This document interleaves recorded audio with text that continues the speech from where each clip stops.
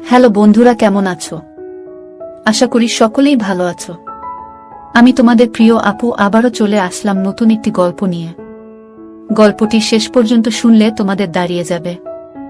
আমি অভি। এইবার ইন্টার পরীক্ষা দিয়েছি। পরীক্ষার পর বিরাট ছুটি চলছে, তাই অবসর কাটানোর জন্য আমার এক চাচার কিন্ডারগার্টেন স্কুলে খণ্ডকালীন শিক্ষকের চাকরি নিয়েছি। স্কুল আমাদের গ্রাম থেকে প্রায় ৩ কিলোমিটার দূরে। আমার বাইক আছে, তা দিয়ে স্কুলে যাতায়াত করি। সাধারণত ইচ্ছার বসেই স্কুলে চাকরি করা। নার্সারি থেকে ৫ম শ্রেণীর শিক্ষার্থী রয়েছে স্কুলে। আমি ইংরেজি শিক্ষক হিসেবে যোগ দেই। ১ মাস ক্লাস নিতেই পুরো স্কুলে আমার সুনাম ছড়িয়ে পড়ে। বাচ্চাদের অভিভাবকরা তাদের সন্তানদের প্রাইভেট পড়ানোর জন্য অনুরোধ করতে থাকে।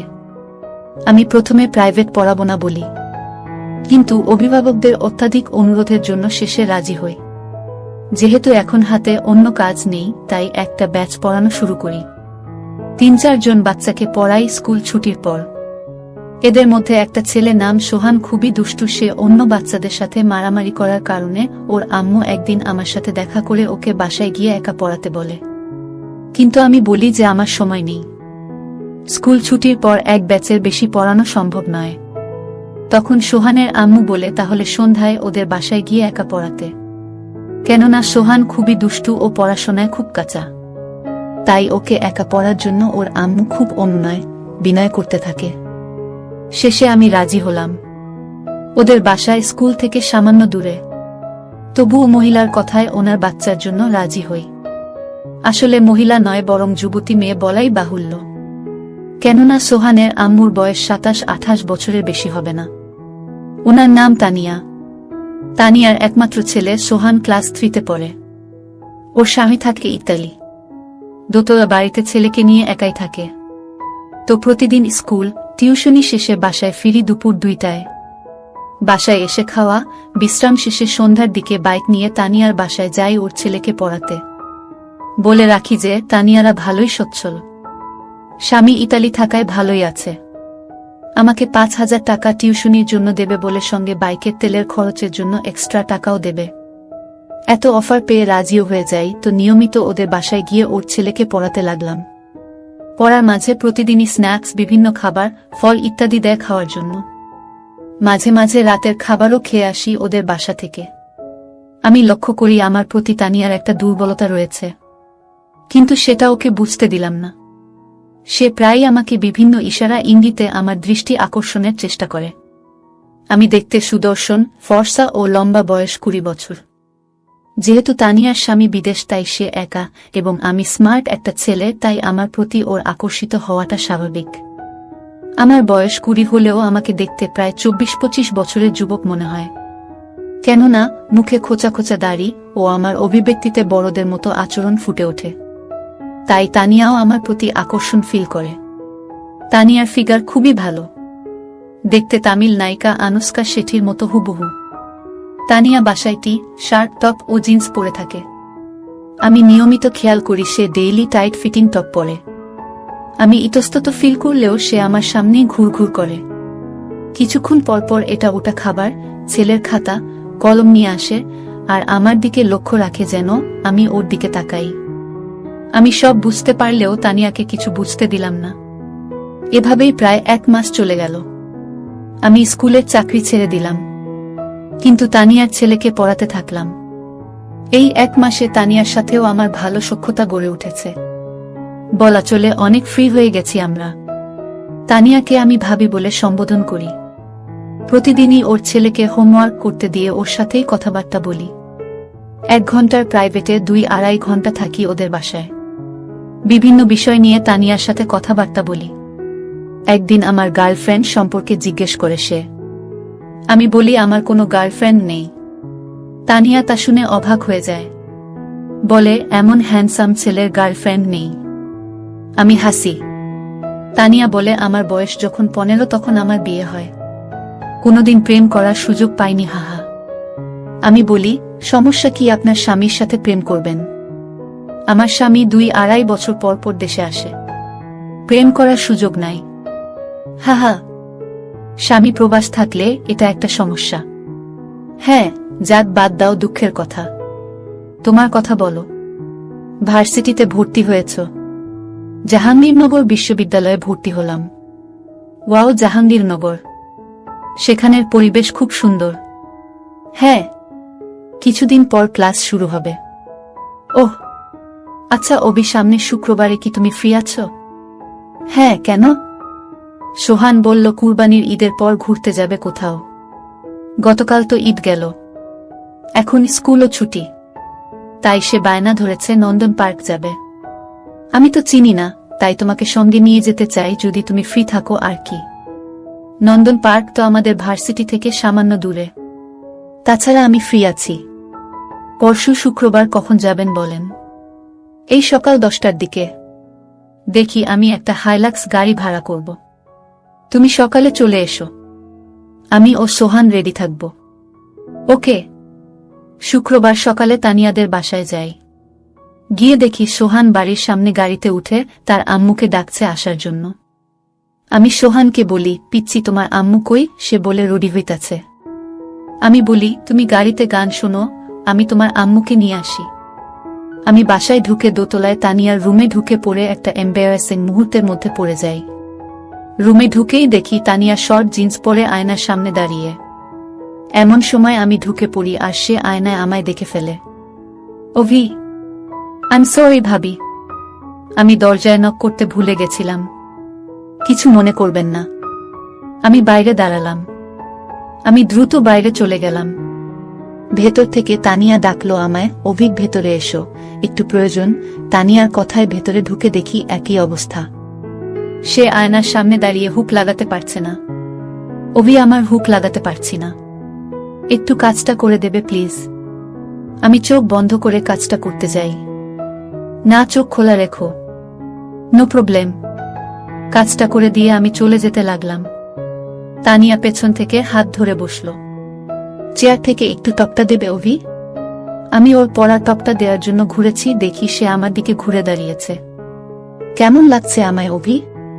আমি কিছু বললাম না, শুধু ঢোক গিললাম। আমি তানিয়াকে ওর টপ দিয়ে পড়তে বললাম। তানিয়া এইবার আমার হাতে টান দিয়ে আমাকে ওর উপর ফেলে দিল। দুজন বিছানায় পড়ে গেলাম। আমি উঠে যেতে লাগলাম, কিন্তু তানিয়া আবার আমায় ওর উপর ফেলে দিয়ে বলল, আমায় তোমার কেমন লাগে অভি? তানিয়া, এসব ঠিক না অভি, আই লাভ ইউ বলেই তানিয়া আজব কাজ কারবার শুরু করে দিল। আমি একসময় তানিয়াকে ছাড়িয়ে উঠে দাঁড়িয়ে বলি, তানিয়া প্লিজ স্টপ ইট। কেন অভি? আমি কি দেখতে খারাপ? আমি কি তোমার ভালোবাসা পেতে পারি না? Please Tania, you are married, I can't do that. বলে আমি বাইরে চলে গেলাম। বাইরে গিয়ে আমি গাড়িতে উঠলাম। কিছুক্ষণ পরে তানিয়া গাড়িতে উঠল। আমি সামনের সিটে ও তানিয়া এবং সোহান পিছনের সিটে বসল। আমি ড্রাইভারকে বললাম গাড়ি ছাড়তে। গাড়ি চলতে লাগল। তানিয়ার কোনো সারা শব্দ পেলাম না, দম মেরে বসে আছে। সোহান ট্যাবে গেম খেলছে। আমি সানগ্লাস চোখে দিয়ে গাড়ির লুকিং গ্লাস দিয়ে তানিয়ার দিকে তাকালাম, দেখলাম মন ভার করে বাইরের দিকে তাকিয়ে আছে। আমরা সকাল 10:30টায় নন্দন পার্কে পৌঁছালাম। গাড়ি থেকে নেমে গাড়ি পার্ক করতে বললাম ড্রাইভারকে। আমি 3 জনের জন্য 3টি টিকিট কেটে আনলাম। ঈদের ছুটিতে প্রচণ্ড ভিড় এখন। আমি সোহানের হাত ধরে লাইনে দাঁড়ালাম, তানিয়া আমার পিছনে। এতক্ষণ আমাদের মধ্যে কোনো কথাবার্তা হয়নি। অবশেষে নন্দন পার্কের ভেতরে ঢুকলাম আমরা। ভেতরে ঢুকে বিভিন্ন রাইড নিতে লাগলাম। ভিড়ের মধ্যে লাইনে দাঁড়িয়ে রাইড নেওয়া খুবই কষ্টসাধ্য, তবুও প্রায় 10-12টা রাইড নিলাম আমরা। সোহান দেখলাম খুব খুশি। তানিয়া মন ভার করে শুধু আমাদের সঙ্গ দিচ্ছে। দুপুরে একটা ক্যান্টিন থেকে সামান্য খাওয়া দাওয়া করলাম আমরা। ঘুরতে ঘুরতে বিকেল হয়ে এলো। এমন সময় সোহান বায়না ধরল ওয়াটার স্লাইডিং করবে ও পুলে গোসল করবে। তো কি আর করা, নেমে পড়লাম ওয়াটার কিংডমে। এক্সট্রা কোনো কাপড় না নেয়ায় প্যান্ট পরেই নেমে পড়লাম আমি ও সোহান পুলে। সোহান ওর আম্মুকে পুলে নামানোর জন্য পা ধরে টান মারায় তানিয়া আমার উপর এসে পড়ে। আমিও ওকে ক্যাচ করে ফেলি ও সর্দি বলি, কিন্তু সে কিছুই বলে না। আমি সোহানকে নিয়ে পুলে খেলা করতে থাকি। আমি সোহানকে নিয়ে স্লাইডিং এর জন্য টিউব নিয়ে উপরে যাই। এমন সময় দেখি নিচে কয়েকজন বখাটে ছেলে তানিয়াকে ঘিরে আছে, নিয়ে আজেবাজে কথা বলছে, যেমন একা নাকি, আমরা আছি, কি মালরে ইত্যাদি। এসব দেখে সোহানকে বলি, তুমি এখানে দাঁড়াও, আমি আসছি। আমি সোজা তানিয়ার কাছে চলে যাই এবং গিয়ে ওকে আড়াল করে দাঁড়িয়ে এক বখাটের মুখে মারি ঘুষি। এই দেখে বাকি 4-5 জন আমাকে ঘিরে ধরে এবং আমাকে এলোপাথারি মারতে থাকে। তা দেখে তানিয়া চিৎকার করলে সিকিউরিটি গার্ডরা এসে আমাকে উদ্ধার করে। সিকিউরিটি গার্ড বলে যে কি হয়েছে। আমি বলি যে এই বখাটেরা আমার ওয়াইফকে হ্যারাসমেন্ট করছিল, তাই ওদের বাধা দেয় আমার উপর আক্রমণ করে। তানিয়াকে আমার ওয়াইফ বলায় সে চমকে উঠে। অতঃপর সিকিউরিটি গার্ডরা বখাটেদের নিয়ে যায় আর আমিও সোহান ও তানিয়াকে নিয়ে বের হয়ে আসি। খুব ব্যথা লাগছে, ক্লিনিকে চলো যাই। আমি বললাম, আরে না, কিছু হয়নি আমার। এ সময় পার্ক কমিটির কিছু লোক আমাদের সামনে এসে বলে যে আপনারা চাইলে ওই বখাটেদের বিরুদ্ধে অভিযোগ করতে পারেন এবং আমরা ওদের নামে থানায় মামলা করব। আমি বললাম থাক, এত ঝামেলার দরকার নেই বলে আমরা চলে এলাম। গাড়িতে উঠে রওনা দিলাম বাড়ির উদ্দেশ্যে। সন্ধ্যা হয়ে এসেছে, আবার আকাশ কালো হয়ে বজ্রপাত হচ্ছে। মনে হলো ঝড় হবে। মাঝপথে বিশাল বৃষ্টি শুরু হলো। বাসায় পৌঁছলাম ততক্ষণে রাত 8টা বাজে। গাড়ি থেকে নেমে সোহানকে কোলে নিয়ে ওদের বাড়িতে ঢুকলাম। পুলে গোসল করে ও এখনের বৃষ্টিতে সবাই পুরো ভিজা। সোহানকে নামাতেই দেখি গাড়িওয়ালা গাড়ি নিয়ে চলে গেল। আমি পিছন থেকে ডাকলাম, ওই থামো, আমি বাসায় যাব কিভাবে? তানিয়া তখন বলল, বাইরে খুব ঝড়ো, রাতও অনেক হয়েছে, আজ রাতে এখানে থেকে যাও, তাছাড়া এমন সময় এত দূরে যেতেও পারবে না। আমি বললাম না, থাকা সম্ভব না বলে ফোন খুঁজতে লাগলাম। অর্ষিত প্যান্টের পকেটে যে ফোনটা ছিল খেয়ালই করেনি, পানিতে ভিজে নষ্ট হয়ে গেল। অগত্যা তানিয়াদের বাসায় আজ রাত থাকতে হবে। তানিয়া আমাকে দোতলা একটা রুম দেখিয়ে বলল, এই রুমে থাকো তুমি, আগে বাথরুমে গিয়ে গোসল করে আসো, কাপড় তো পুরা ভিজা, পরব কি, তুমি বাথরুমে যাও, আমি ব্যবস্থা করছি। আমি গোসল সেরে বাইরে এসে দেখি একটা তোয়ালে আর তানিয়ার টি শার্ট রাখা বিছানায়। কি আর করার, টি শার্ট পরে তোয়ালে লুঙ্গির মতো পরলাম। খিদে পেয়েছে খুব। মারামারি করায় মাথায় সামান্য ব্যথা করছে। দেখলাম তানিয়া হাতে করে খাবার নিয়ে এসেছে। বলল, বাসায় রান্নাকরা কিছু ছিল না, তাই এই ডিম পোজি করলাম, কিছু মনে করো না। আমি বললাম, কোনো সমস্যা না। আপনি খেয়েছেন? তানিয়া খেয়েছি বলে বাইরে গেল। আমি খাওয়া শেষ করলাম। এমন সময় তানিয়া ফার্স্ট এইড বক্স নিয়ে এলো। আমাকে বলল, অভি দেখি সামান্য মলম লাগিয়ে দেই। বলে সে আমার ঘাড়ে ও হাতে মলম লাগিয়ে দিল। আমাকে বিছানায় শুয়ে পড়তে বলল। আমি বিছানায় শুয়ে পড়লাম। সোহানও ঘুমিয়ে পড়েছে। তানিয়া বলল, কিছু মনে না করলে তোমার মাথাত ম্যাসাজ করে দেই। আমি ঘাড় নাড়লাম। তানিয়া আমার ঘাড় ম্যাসাজ করতে লাগল। অভি সকালের ঘটনার জন্য আই এম সরি। আমি চুপ রইলাম। মনে কিছু নিও না অভি। আমি একাকী থাকতে থাকতে অসহ্যকর যন্ত্রণায় ভুগতেছিলাম, তাই তোমাকে দেখে নিজেকে কন্ট্রোল করতে পারিনি। সরবে, ইটস ওকে। আমিও তোমাকে সবার সামনে আমার ওয়াইফ বলে ফেলেছি। I am sorry also. তুমি তো আমাকে বাঁচানোর জন্যই সব করেছো। I am really thankful to you. তানিয়ার কথা শেষ হওয়ার আগেই বিদ্যুৎ চলে গেল। পুরো ঘর অন্ধকার হয়ে গেল। আমি বিছানায় শুয়ে, তানিয়া আমার মাথার পাশে বসা। বাইরে প্রচণ্ড বৃষ্টি হচ্ছে। এমন সময় প্রকাণ্ড এক বজ্রপাত হলো। তানিয়া সঙ্গে সঙ্গে আমাকে জাপটে ধরল। বজ্রপাত থামলে তানিয়া আমাকে ছেড়ে দিল। বলল, আমি মোমবাতি নিয়ে আসি। তানিয়া মোমবাতি আনতে গেল আর আমি তানিয়ার কথা চিন্তা করতে লাগলাম। যুবতী একটা মেয়ে, 24-25 বছর বয়স। বিয়ের পর থেকেই স্বামী বিদেশ, 2 বছর পর পর দেখা হয়। স্বাভাবিকভাবেই ভয়াবহ অসুখী জীবন পার করছে। তারও বাসনা আছে। আমি কি তাকে একটু সুখ দিতে পারি না? সে বিবাহিতা, তবুও তার ভালোবাসার অধিকার আছে। আমার প্রতি তার একটা দুর্বলতা আছে। সে তো আমায় বলেছে যে সে আমায় ভালোবাসে। আমি কি তাকে একটু ভালোবাসা দিতে পারবো না? ভাবতে ভাবতে তানিয়া মোমবাতি নিয়ে টেবিলে রাখল। আমি বিছানা ছেড়ে দাঁড়ালাম। তানিয়া, তোমাকে একটা কথা বলতে চাই। কি বলো? I love you too. আমার একটা শুনে তানিয়া হতবিহ্বল হয়ে গেল।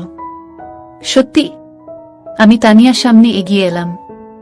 আমার 2 হাত দিয়ে ওর মুখে ধরে বললাম, হ্যাঁ সত্যি, আমি তোমাকে ভালোবেসে ফেলেছি। I really started loving you. এটা শুনেই তানিয়া বলল, ও ভাই, আই নিড ইউ নাও।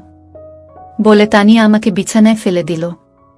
বাইরে তখন প্রচণ্ড বৃষ্টি পড়ছে, সাথে বিদ্যুতের চমক। এদিকে তোমরা নিশ্চয় বুঝতে পারছো আমাদের মধ্যে কি হয়েছিল।